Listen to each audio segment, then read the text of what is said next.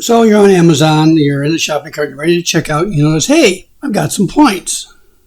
To use those points, I have to click on that line so it'll expand, and then I can see what's been applied for my balance, and then on top of that, I have to apply it manually.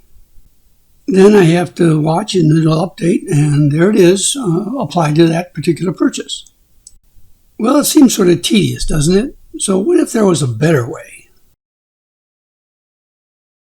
What if you went to checkout and it was already there, points already applied, everything already done? To do this, we're going to go in the upper right area where it says Account and Lists. Now you can do that in two ways. You can click on Account and List up here, or you can just hover over it and you get this drop-down list, and you can click on Account there, and you go to the next page.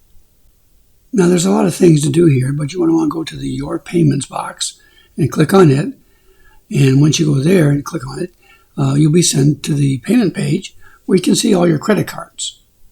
You may have more than one set up with your Amazon account to pay there, but maybe not all of them are eligible for the rewards program. If you do have one that's eligible, you'll see the detail here about the rewards program. If you have any rewards points, they should show up here, okay? But perhaps not. If it comes up like this, you might have to refresh it first in order to get that total to show.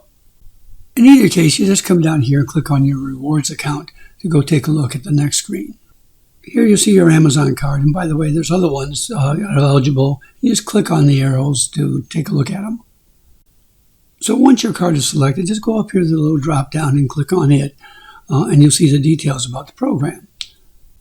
And if you haven't set this up before, you'll see that the Apply by Default is off. You simply click on it to on, and then you'll see up here it says Account Updated.